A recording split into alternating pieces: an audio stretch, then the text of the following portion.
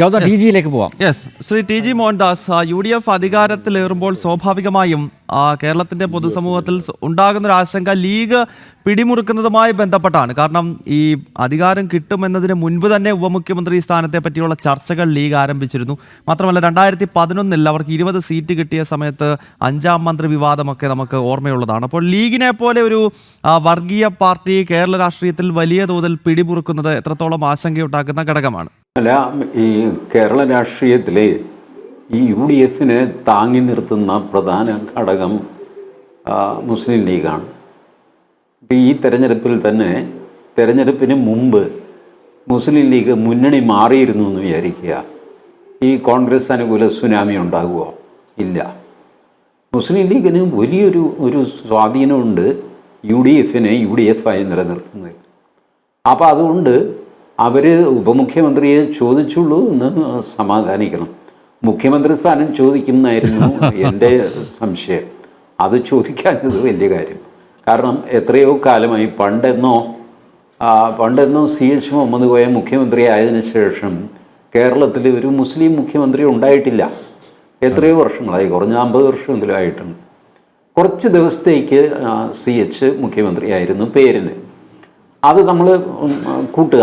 അത് കഴിഞ്ഞാൽ എത്രയോ വർഷമായി ഒരു മുസ്ലിം മുഖ്യമന്ത്രി ഉണ്ടായിട്ടില്ല കേരളത്തിൽ.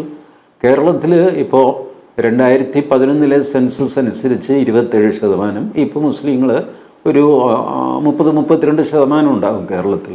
32% ഒരു പ്രാതിനിധ്യം വേണ്ടേ? പലപ്പോഴും ഒരിക്കലും 50 വർഷം കൂടുമ്പോഴെങ്കിലും ഒരു മുഖ്യമന്ത്രി വേണ്ടേ?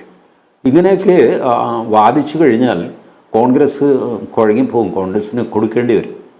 കോൺഗ്രസ് ഇതുപോലത്തെ ഈ നമ്മുടെ സാമുദായിക സന്തുലനം എന്നുള്ള വാക്ക് കേരളത്തിൽ കൊണ്ടുവന്നത് കോൺഗ്രസ്സാണ്. ആ മന്ത്രിസഭ ഉണ്ടാക്കാൻ നേരത്ത് വാസ്തവത്തിൽ എന്താ ജാതിയും മതവും നോക്കി ഇതൊക്കെ വീതിക്കുക. ആ ഫാക്ടറൊക്കെ കൊണ്ടുവന്ന സ്ഥിതിക്ക് ഇനി അതിൽ നിന്ന് രക്ഷപ്പെടാൻ ബുദ്ധിമുട്ടാണ്. അത് വെച്ചിട്ട് ആൾക്കാർ വിലപേശും, എല്ലാവരും രാഷ്ട്രീയമായിട്ട് വിലപേശും. മുസ്ലിം ലീഗ് മാത്രം വിലപേശാൻ പാടില്ല എന്ന് നമുക്കൊരു നിയമം ഉണ്ടാക്കാൻ പറ്റുമോ? അവരുടെ സ്വാധീനത്തിന് വേണ്ടിയിട്ട് അവർ ശ്രമിക്കും. അതുകൊണ്ട് ഉപമുഖ്യമന്ത്രി സ്ഥാനം അവർ ചോദിച്ചാൽ, ഫോർമലായിട്ട് തന്നെ ചോദിച്ചാൽ ഞാൻ അതിൽ അത്ഭുതപ്പെടുകയില്ല. പിന്നെ ആകെയുള്ളത് എന്താണെന്ന് വെച്ചാൽ ഈ ഉപമുഖ്യമന്ത്രി എന്ന് പറഞ്ഞൊരു സ്ഥാനം ഭരണഘടനാപരമായിട്ട് ഇല്ല. അത് വെറുതെ ഒരു അലങ്കാരമാണ്. ഉപമുഖ്യമന്ത്രിക്ക് പ്രത്യേകിച്ച് മറ്റ് മന്ത്രിമാരിൽ നിന്ന് വ്യത്യസ്തമായിട്ട് യാതൊരു പവറും ഇല്ല. വെറുതെ ഉപമുഖ്യമന്ത്രി എന്നൊക്കെ പറഞ്ഞ് നടക്കാം. ഉപപ്രധാനമന്ത്രിയും അങ്ങനെ തന്നെയാണ്. ഈ 2 സ്ഥാനങ്ങളും ഭരണഘടനയിലും ഉള്ളതല്ല. ടി ജി കേരളത്തിലെ കാര്യങ്ങൾ മാത്രമേ പറഞ്ഞുള്ളൂ. ഇപ്പോൾ പശ്ചിമ ബംഗാളിൽ, അസാമിൽ, അതുപോലെ പുതുച്ചേരിയിൽ ഒക്കെ വലിയ മുന്നേറ്റം ഉണ്ടാക്കാൻ BJPക്ക് സാധിച്ചു, NDAക്ക് സാധിച്ചു. തമിഴ്നാട്ടിലെ വിജയിയെ വലിയൊരു ഫാക്ടറായിട്ട് കണ്ടിരുന്നില്ല. പക്ഷേ വിജയ് ഉണ്ടാക്കിയൊരു തരംഗം, ടി ജി നേരത്തെ അത് പരാമർശിച്ചു, വിജയ് ഉണ്ടാക്കിയൊരു തരംഗം, ഒരു പുതിയൊരു ശക്തി ഉദയം ചെയ്യുന്നു. അതിൽ ജനങ്ങൾ പ്രതീക്ഷ അർപ്പിച്ചു. നോക്കൂ, ഈ പശ്ചിമ ബംഗാളിലെയും അതുപോലെ അസാമിലെയും പുതുച്ചേരിയിലെയും ഒക്കെ ആ ഒരു മുന്നേറ്റത്തെ താങ്കൾ എങ്ങനെയാണ് നോക്കിക്കാണുന്നത്? മാത്രമല്ല ടി ജി കേരളത്തിലെ 3 മണ്ഡലങ്ങളിൽ BJP വിജയിച്ച കാര്യത്തിലും പ്രത്യേക പരാമർശമൊന്നും ടി ജിയുടെ ഭാഗത്തു നിന്നും ഉണ്ടായിട്ടില്ല. അതുകൂടി അറിയാൻ താല്പര്യമുണ്ട്.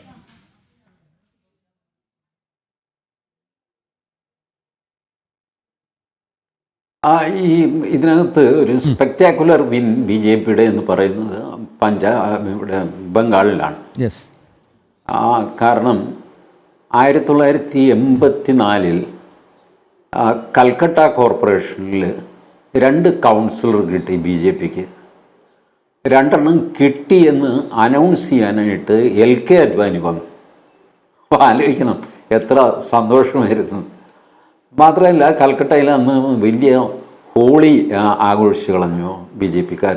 2 അവിടെ കോർപ്പറേറ്റർ എന്ന് പറയും, ഇവിടെ കൗൺസിലർ എന്ന് മനസ്സിലാക്കിയാൽ മതി.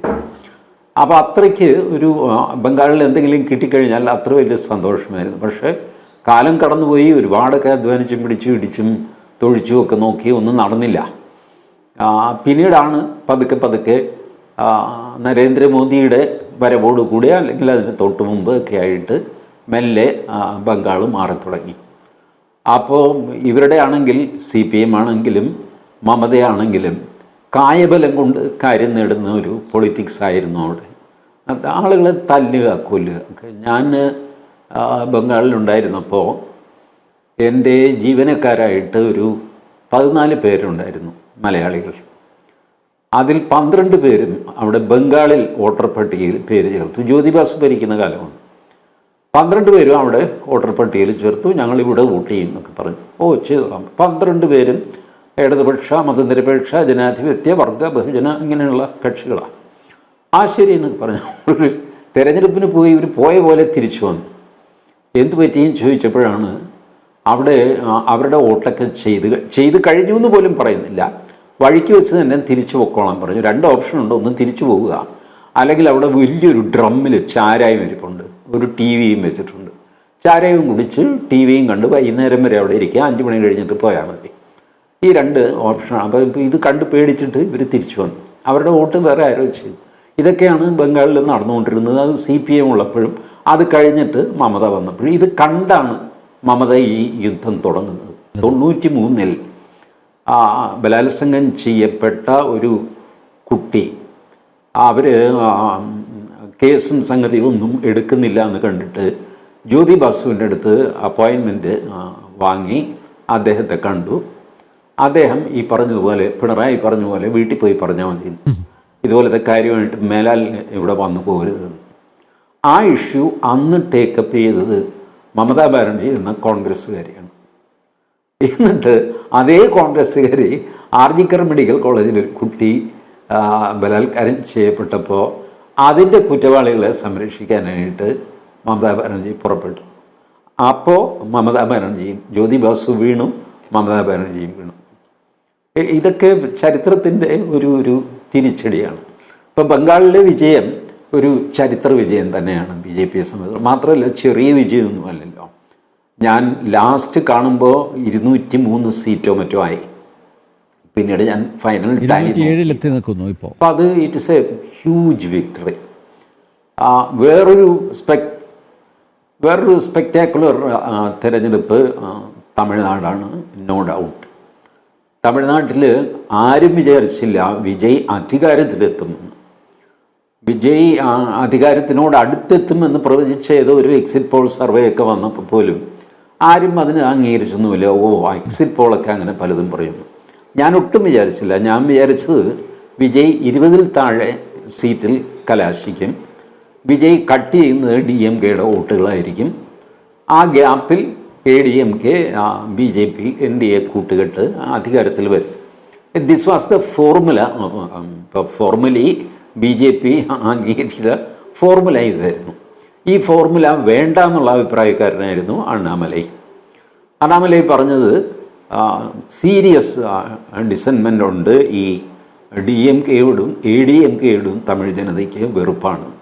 അതുകൊണ്ട് ഇവരുമായിട്ട് കൂട്ടുകൂടാതെ മൂന്നാമത്തെ ഒരു ഫോഴ്സായിട്ട് നിൽക്കണം, നമുക്ക് ഒറ്റയ്ക്ക് നിൽക്കാം. നമ്മൾ 3% നിന്ന് 11-ലേക്ക് വന്നു.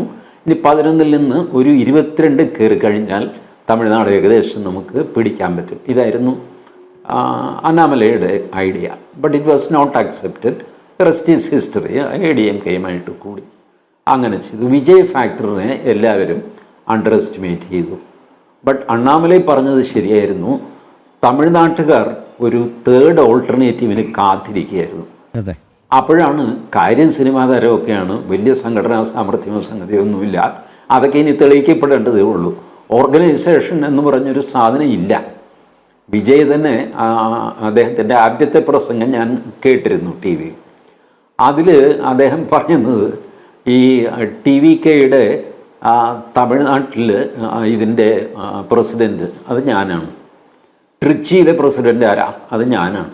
സേലത്തെ പ്രസിഡൻ്റ് ആരാ? ഞാനാണ്.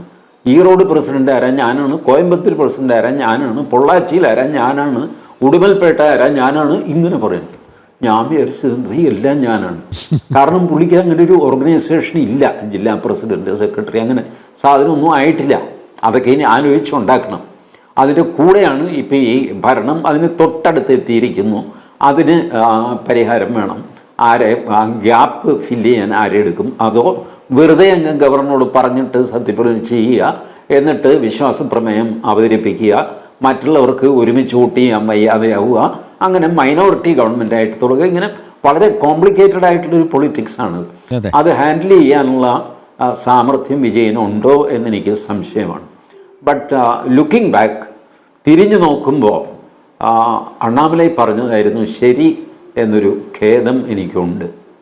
അത് സത്യം, ആ മനുഷ്യൻ പറഞ്ഞത് കേട്ടിരുന്നെങ്കിൽ ഒരുപക്ഷെ തമിഴ്നാട് BJP യുടെ കയ്യിൽ ഇപ്പോൾ ഇരിക്കുമായിരുന്നു.